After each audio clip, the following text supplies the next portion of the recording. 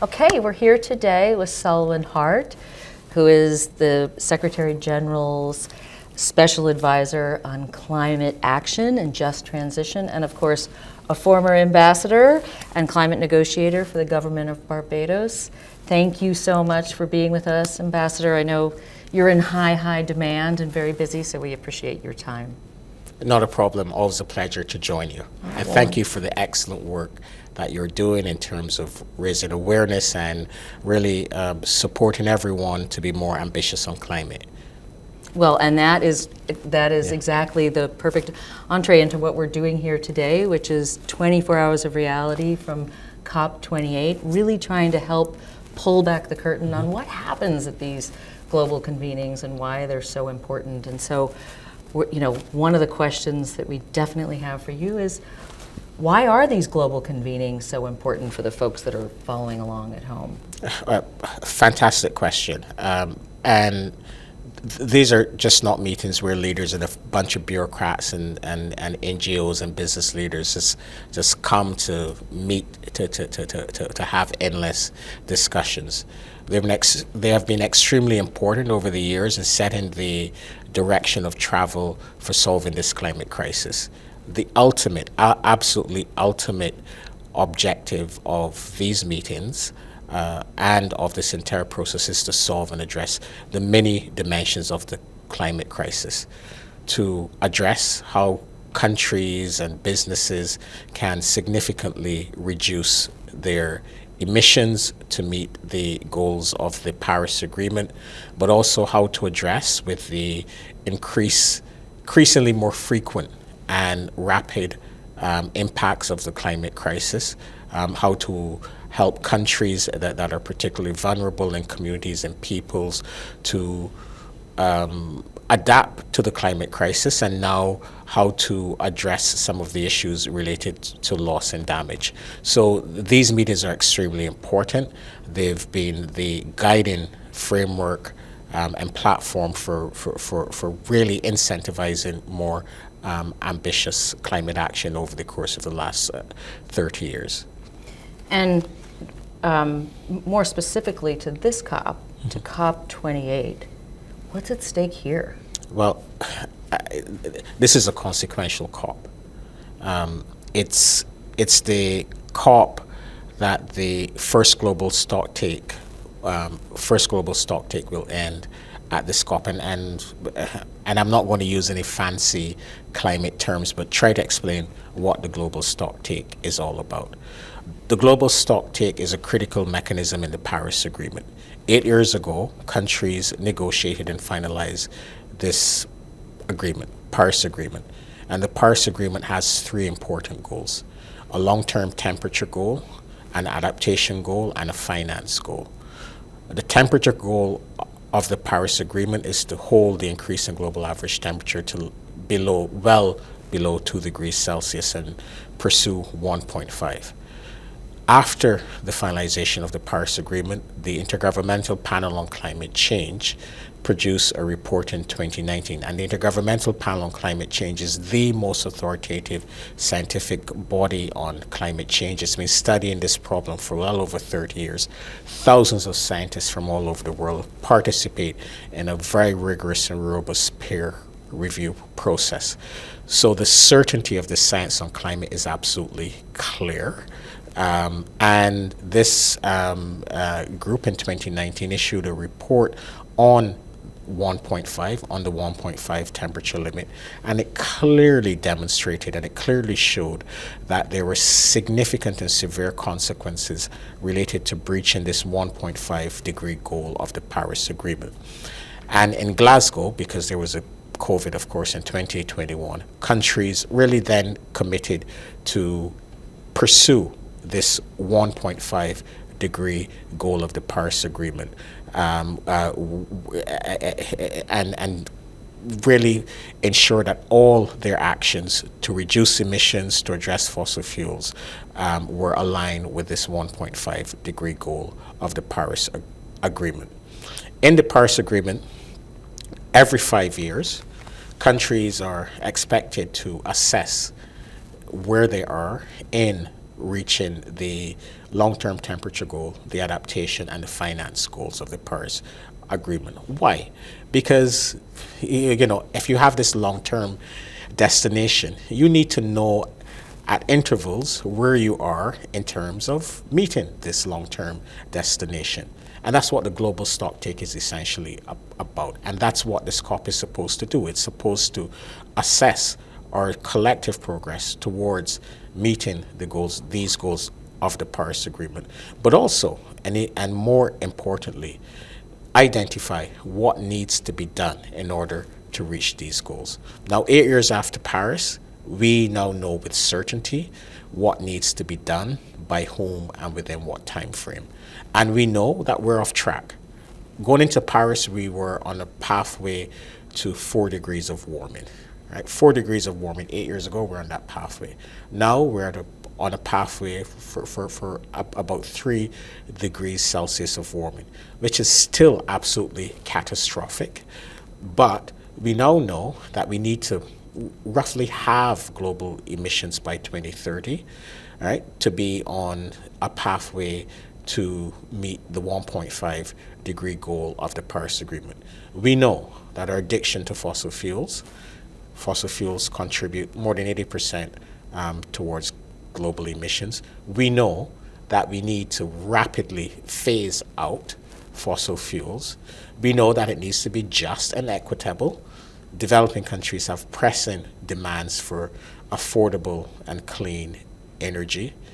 We also know that 80% of global emissions are in the group of 20 countries, about 80% of or so.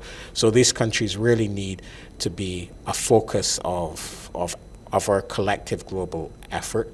They're not all created equally. We know some are much richer, and they will need to help those that require cheaper and affordable energy to accelerate their transition. We also know that now, 8 years after Paris, the technologies and the finance are there. Renewable energy, battery storage are 85% less expensive or cheaper than they were 8 years ago. Wind, 50% cheaper. So the technologies are there to help us solve this crisis. However, there is an absence of political will, there's an absence of trust, and there's an absence of international cooperation. Countries are simply not working together in the way that they should. Climate should be an issue that unites people, that unites countries, that unites leaders. So we're hoping to use this process, we're hoping to use this COP to set that destination, that 2030, 2035 destination, and also to get countries to commit to work much better together to meet the goals of the Paris Agreement. Now, there's been a lot of conversation at this COP in terms of a phase out or a phase down of fossil fuels, abated, unabated, and for the folks that are watching, why does a phase down versus a phase out and unabated and abated matter? It absolutely matters.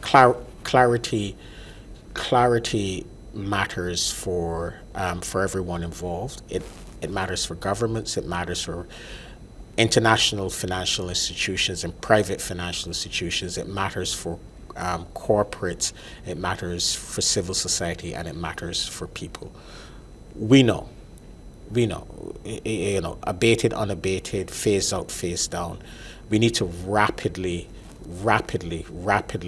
reduce our dependence on fossil fuels. Science tells us that coal needs to exit the energy systems in OECD countries by 2030, and we also know that for emerging economies and developing economies, coal needs to be out of the energy system by 2040. We also know that we need to rapidly phase out all fossil fuels, oil and gas. We know that the current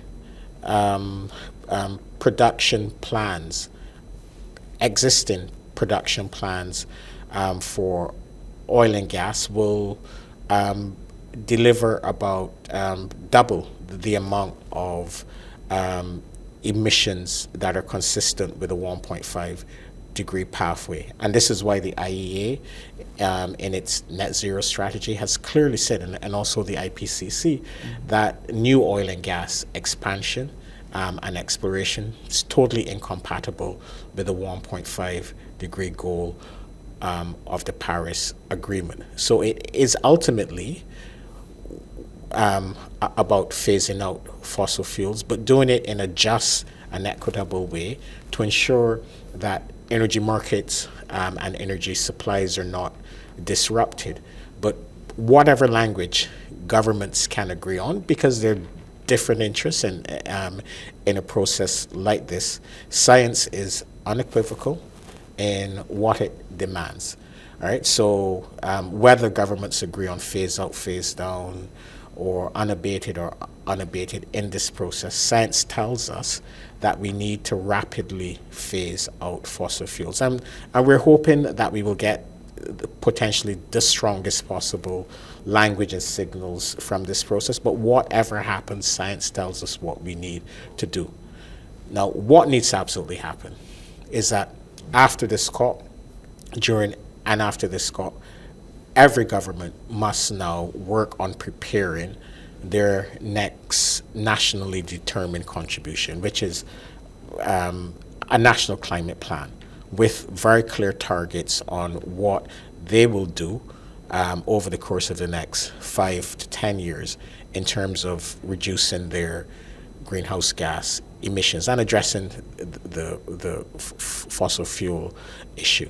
Those plans must cover and should cover the entire economy. They should cover all greenhouse gases, and they should tell us what they intend to do with both fossil fuel production and fossil fuel supply. One of the unfortunate developments over the course of the last few years has been, we need leadership from developed countries with the greatest capacity and capability.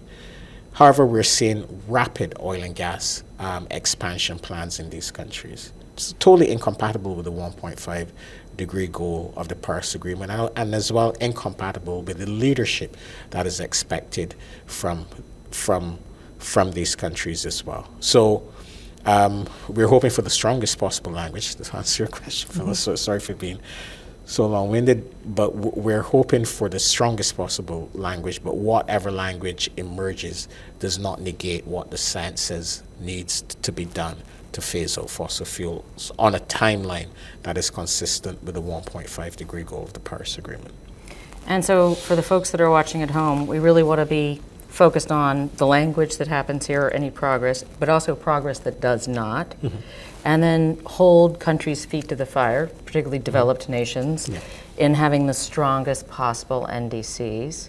And you and the Secretary General have an acceleration agenda, an ambition agenda that lays out how we might accelerate those goals that any nation could. So do you want to talk a little bit about the acceleration agenda?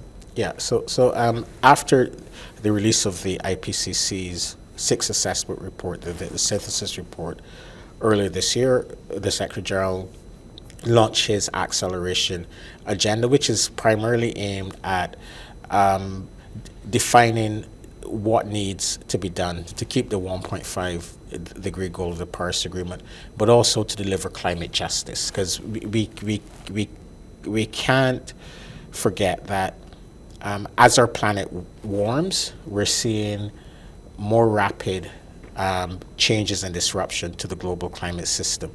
We're seeing more frequent and intense storms, floods, landslides, wildfires, you name it. We're seeing these impacts multiply, and often the victims of the climate crisis, those that are suffering the most, are the ones who have contributed least to this problem, both in terms of vulnerable countries, but even in rich countries. It's usually the poor and the marginalized who are being hit hardest by climate-related impacts. Even even in the rich countries. Even in parts of the United States, there are certain states and certain parts of the country where you can't get hurricane insurance, where you can't get flood insurance.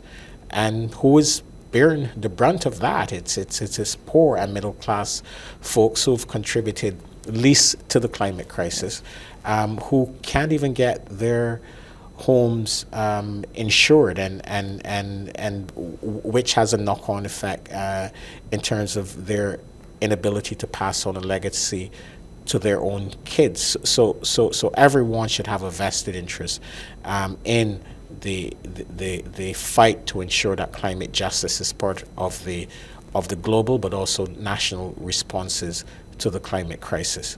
But the acceleration agenda is very specific.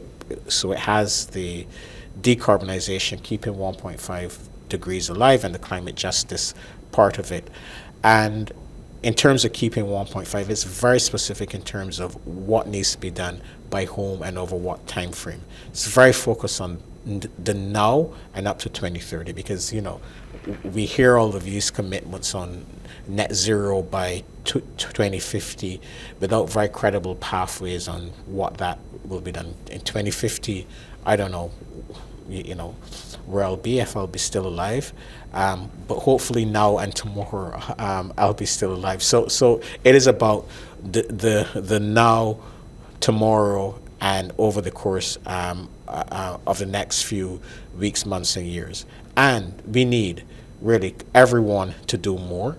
We need both the developed and the emerging economies to do more on emission reductions. As I said earlier, the G20, 80% of global emissions.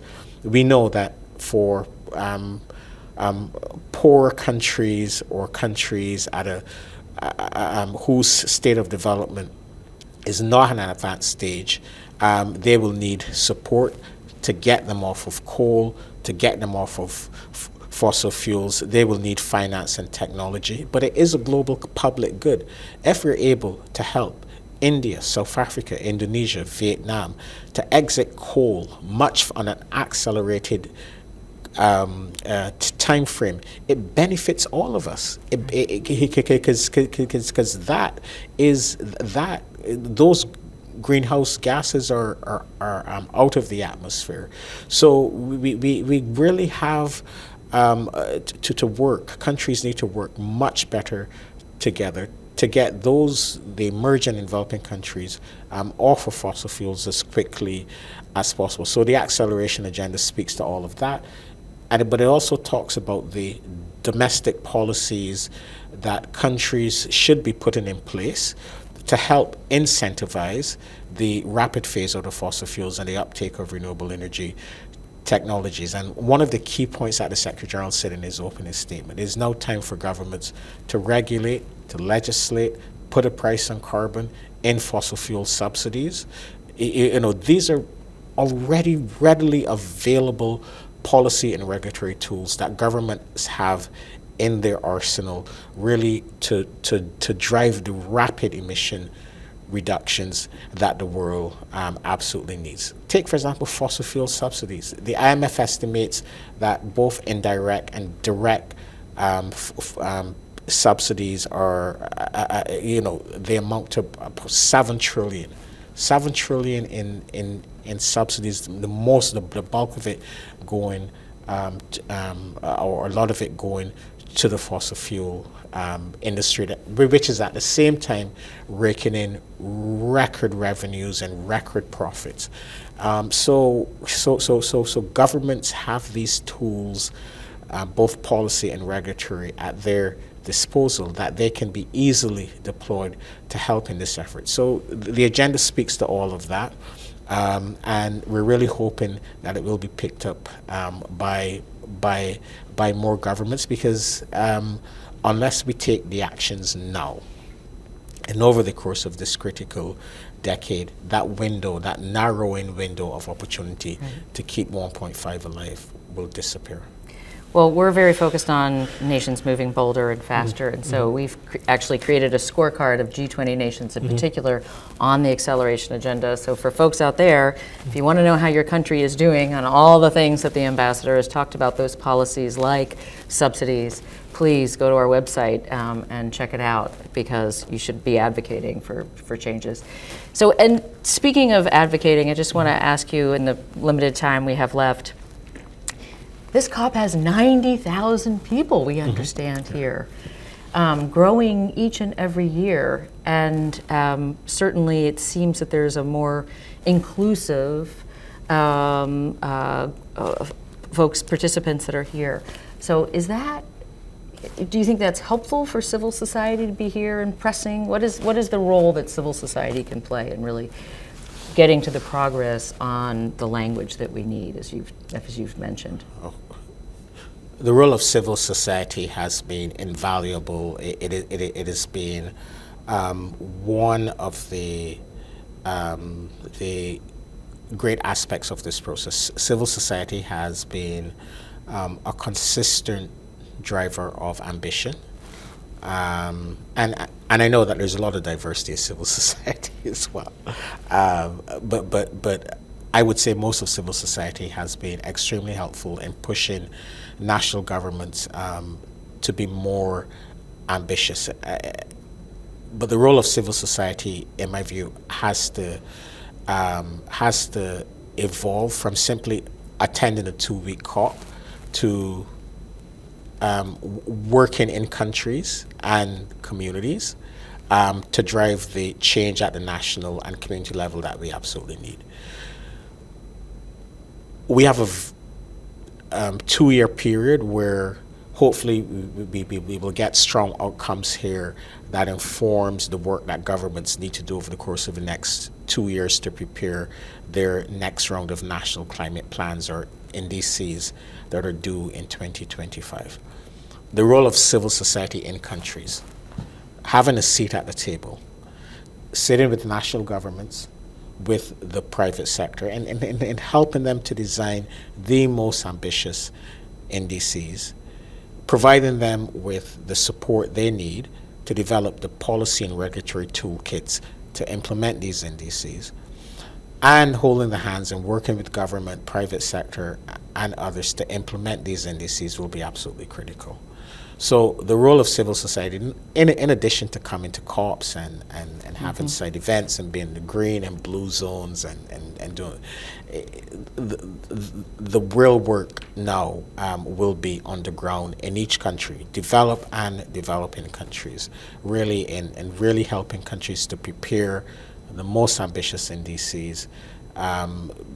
Indices that are informed by the best available science, the best available economic modeling possible, and providing them with the confidence that this can be done, that we can actually solve this crisis. So I see an evolving role for civil society. You've heard it here, folks. That's the call to action between now and 2025. Yes. So, Ambassador Hart, thank you so much for being with us today. We appreciate and are very grateful for your leadership, and also the leadership of the Secretary General. So we hope you have a great COP, and the outcome is everything that we all know we need. Thank you so much, and thank you as well for your leadership and for holding all of our feet to the fire, governments, but also the UN system as well. We need all hands on deck moving forward, and it's just not an empty slogan, all hands on deck. No, we definitely need all hands on deck if we're going to solve this crisis. But thank you so much, Phyllis. Thanks. Thank you.